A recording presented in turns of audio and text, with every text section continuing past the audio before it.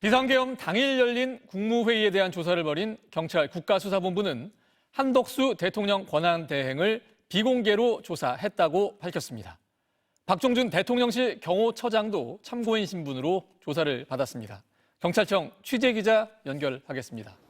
송소영 기자, 국무회의 참석자에 대한 조사 어느 정도 진행이 된 건가요? 네, 경찰 특별수사단은 비상계엄 당일 국무회의 참석자 12명 가운데 9명에 대한 조사를 마쳤다고 발표했습니다. 한덕수 대통령 권한대행 겸 국무총리도 비공개로 조사를 받았습니다.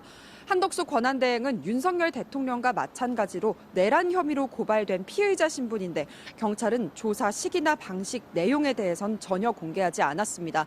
총리실은 한 총리가 대통령 탄핵안이 국회에서 통과되기 전인 지난주 총리 신분으로 조사에 충분히 성심껏 임했다고 밝혔습니다.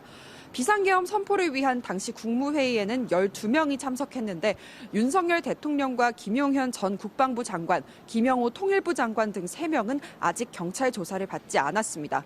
경찰은 피고발인들에 대해선 2차 소환 조사를 검토하고 있다고 설명했는데 한덕수 권한대행, 박성재 법무부 장관, 이상민 전 행안부 장관 등이 대상이 될 것으로 예상됩니다. 대통령실 관계자 중에서는 처음으로 박종준 대통령 경호처장이 조사를 받은 사실도 뒤늦게 알려졌습니다. 일단은 참고인 신분인데 계엄 선포 전 윤 대통령이 대통령 안가에서 경찰청장 등을 불러 계엄군 장악 대상을 지시했다는 의혹을 포함해 계엄 선포 전후 대통령의 동선을 재구성하는 데 주력할 것으로 전해졌습니다.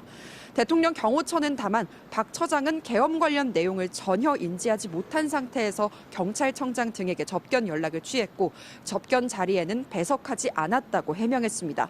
지금까지 경찰청 국가수사본부에서 MBC 뉴스 송서영입니다.